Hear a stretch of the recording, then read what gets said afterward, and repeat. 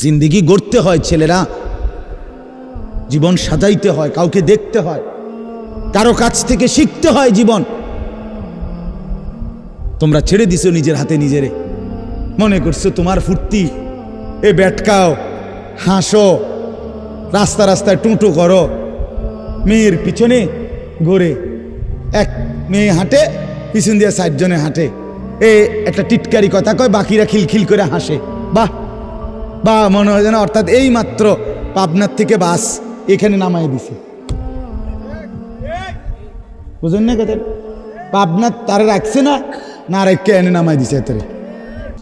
আস্তাগফিরুল্লাহ, আস্তাগফিরুল্লাহ। আচ্ছা, এটা কে কইলেন এই কথাটা? ভালো কথা কইছে, একটা সুন্দর, একটা মজার কথা বলি। সে বলছে পাবনার তারা এর থেকে ভালো। না না না, এই কথাটা সুন্দর, কথাটার যুক্তি শুনেন।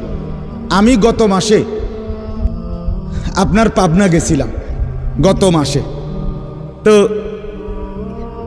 পাবনা যাওয়ার পরে আমাদের জামাত আছে, সেখানে ছিল আমার কুমিল্লা ক্যান্টনমেন্ট থেকে তাবলিগে, দাওয়াত তাবলিগের জামাত, আমার জামাত ওইখানে গেছিল। আমি ওদের নুসরতে একদিন ছিলাম পাবনায় এক চিল্লা সময় লাগাই আসছে, আমার মাদ্রাসারও একজন উস্তাদ। তো ওই যেদিন গেলাম, তো আসর পর্যন্ত বয়ান করে আসরের পরে আমারে ওনারা নিয়ে গেছে আপনার এই পাবনা মেন্টাল হসপিটাল দেখার জন্য। তো পুলিশ থেকে বলে আমার জন্য অনুমতি নিছে, এটা এমনি সবাই ঢুকতে দেয় না, ভিতরে যাইতে দেয় না, বাকি বিশেষ অনুমতি নিলে দেয়। তো আমার জন্য আগে অনুমতি নিয়ে তারপরে আমার সহ আরও 4-5 জনকে নিয়ে আমরা ভিতরে ঢুকছি। তো আপনার আমরা গেছি আসর থেকে মাগরিব। ছেলেরা তোমরা শোনো, বাফ আমার এই কথাটা শোনো, আসর থেকে মাগরিব আমি 150-200 পাগল এই মেন্টাল হসপিটালে ওয়ার্ডে ওয়ার্ডে আছে। কোনো ওয়ার্ডে 60 জন, 50 জন, 70 জন করে করে আপনার আমি ওয়ার্ড ঘুরে ঘুরে দেখছি। তো এই দুইটা জিনিস দেখছি, একটা হলো একেবারে কসম, যদি 200 পাগল এই হসপিটালে দেখে থাকি আমি সেদিন, তার মধ্যে সর্বোচ্চ 3 থেকে 4 জন হবে বুড়া মানুষ, খোদার কসম, আর সব বাকিগুলো জওয়ান যুবক। বুড়ো মানুষ কয়জন? 3-4 জন, আর বাকি সব কি? হায় বাফ। 2 নম্বর কথা হলো, এই ছেলের কথার কারণে বলতেছিলাম, মাগরিবের ওয়াক্ত যখন হয়েছে, আজান হয়েছে, 2টা ওয়ার্ডে আমি দেখছি এই পাগলেরা, এদের মধ্যে প্রতি ওয়ার্ডে 17-18 জনের মতো পাগল। এত আমি একজনকে জিজ্ঞাসা করছি, তোমার নাম কি? আমার নাম রবীন্দ্রনাথ ঠাকুর। কথা বুঝছেন না? তাহলে বুঝা গেল সে কি মেন্টাল কিনা। কিন্তু আজান হওয়ার সাথে সাথে একটা ছেলেরে দেখলাম, এই পাগল এটার ভিতরে, ওয়ার্ডে তো ঢুকতে দেয় না, গ্রিল দিয়া দেখছি। তো আজান দিছে এবং 17-18টা ছেলে নামাজে দাঁড়াইছে। তাহলে তোমার এই কথা ঠিক হলো না? পাগলও তো আল্লাহকে সেজদা করে। আরে তুই কি মাতাল, তোর মার ঘরে জন্ম নিয়া, বাপের ঘরে ঘুমাইয়া, 3 বেলা ভাত খাইয়া তুই জানোয়ার সেজদা করস না, একটা ওয়াক্ত নামাজ পড়স না, তুই মানুষের বাচ্চা হইলি কেমনে বেটা? এই বেহায়া, বেনামাজি, আজকের সারাদিনে যারা 1 ওয়াক্ত নামাজ পড়ো নাই, বের হবে এটা তুই বেটা, বেশরম, বেহায়া। তোর মালিক তোকে সৃষ্টি করে না? তোর আল্লাহর দেওয়া আসমান তুই ভোগ করো না? কার জমিনে তুই চলো বেটা? কার রোদ, কার বৃষ্টি, কার আলো, কার বাতাস? ঘটনা কি? আমিনতুম মান ফিস সামা, আল্লাহ বলে আসমানে যিনি আছেন আল্লাহ, তার থেকে নিজেকে নিরাপদ ভাবো না? হ্যাঁ হ্যাঁ, বাদ্যুকা খাবাই দেখা মনে করছো তুমি বান্দা, আমি কিচ্ছু কইতাম না, তুমি তামসা মনে করছো? হ্যাঁ, ফুর্তি, যৌবন, যৌবন তোমার বাফে দিছে। কথা বলে না কেন? যৌবন কারো বাফের দেওয়া? তো তোমার ভিতরের শক্তি, কামনা, বাসনা তো আল্লাহর দাম। আপনি একটা কথা শুধু বলেন, মনে করেন এখানে 2 জন মহিলা, দাঁড়াইছে, কথার কথা একটা উদাহরণ দিচ্ছি। তো একজন হলো আমার মা, আরেকজন হলো আমার স্ত্রী, কিন্তু দুজনেই মহিলা, রক্ত মাংসে, শরীরের গঠনে, শরীরের অঙ্গ প্রত্যঙ্গ দুই নারীরই বরাবর, ঠিক কিনা বলেন? কিন্তু এই মা নামের যে মহিলাটা, আমি যখন তার দিকে তাকাই, আমার দিলের অবস্থা যেটা হয়, 1 মিনিট পরে 30 সেকেন্ড পরে যদি আমি স্ত্রীর দিকে তাকাই, ওই মহিলাটার দিকে তাকাইলে আমার দিলের অবস্থা ক্ষণিকের মধ্যে ভিন্ন রকম হয়। এই 30 সেকেন্ডে আমার দিল বদলে দিল যিনি, তিনি কে? তো যদি দুটোটা বরাবর লাগতো, কথা কয় না, যদি জ্বরের রোগীর মতো হইতো কামরুল ভাই, যে মিঠাটাও তিতা লাগে, তিতাটাও কি লাগে, যদি দুইজনকেই মা মনে হইতো, যদি দুইজনকেই স্ত্রী মনে হইতো, বলো না বাপ? তো আল্লাহ তাআলা তা বলেন ভিন্ন ভিন্ন প্রবৃত্তি তো আমি দিয়েছি। মাকে দেখলে একরকম মনে হয়, স্ত্রীকে দেখলে আরেক রকম মনে হয়। এই হালাত, দিলের এই অবস্থাটা পরিবর্তন কে করছে?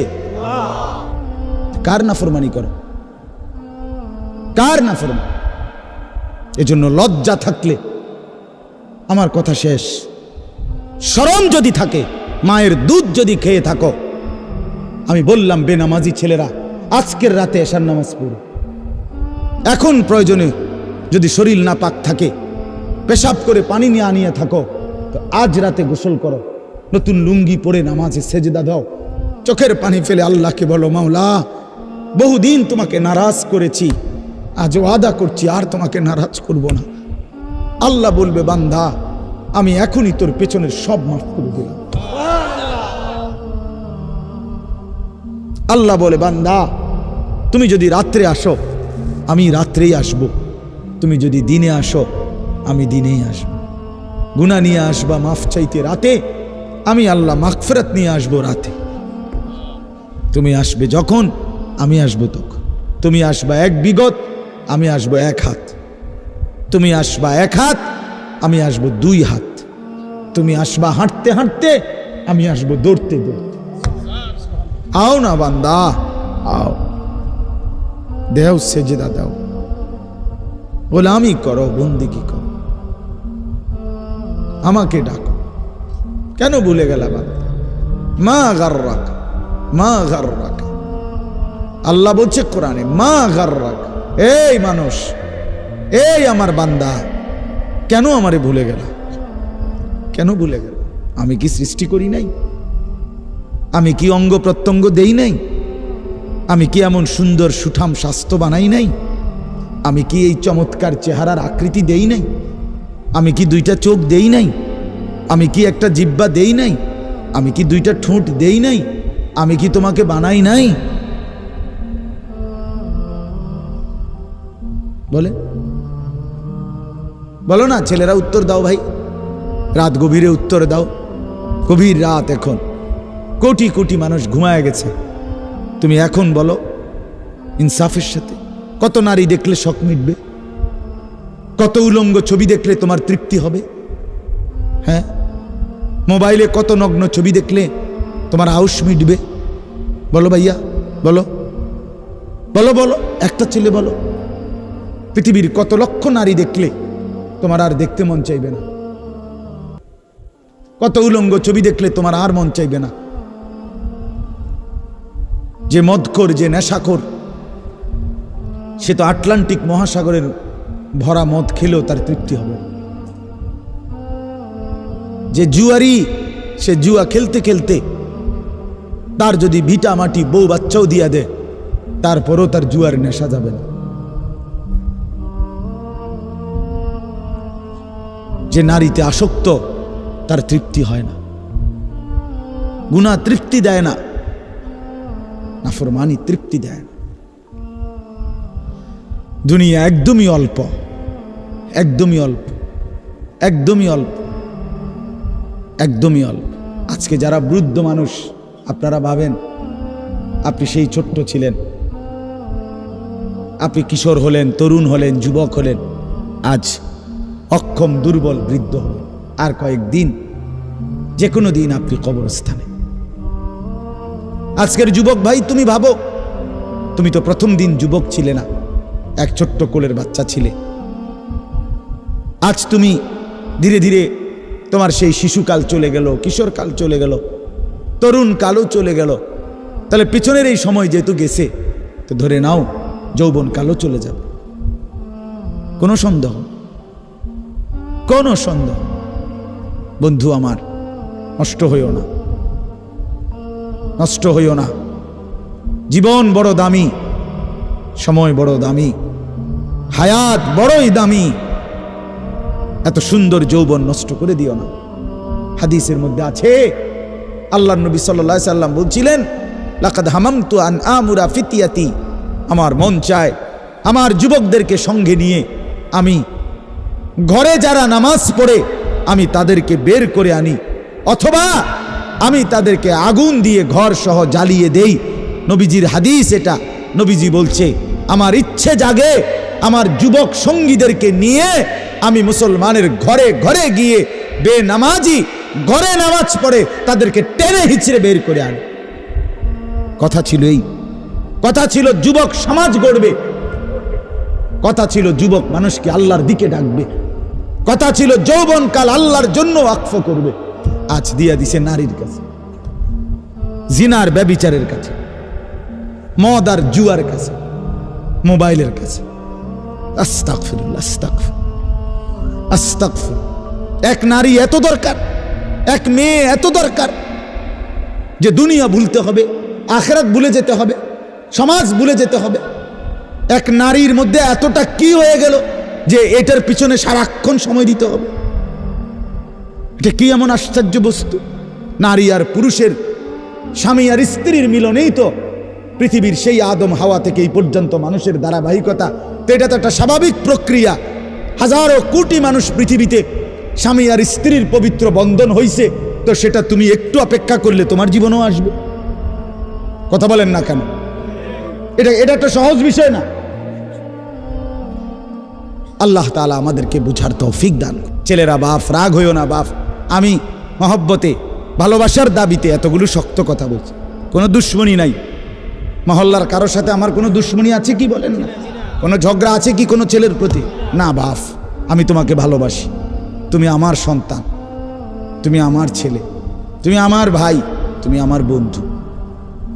বন্ধু তো সে হয় যে কল্যাণ চায়। চরিত্র নষ্ট হতে দেখে যে আরো তাল দেয়, খোদার কসম সে বন্ধু না, সে শয়তান, সে তো শয়তান। বন্ধু তো সে কল্যাণ কামনা।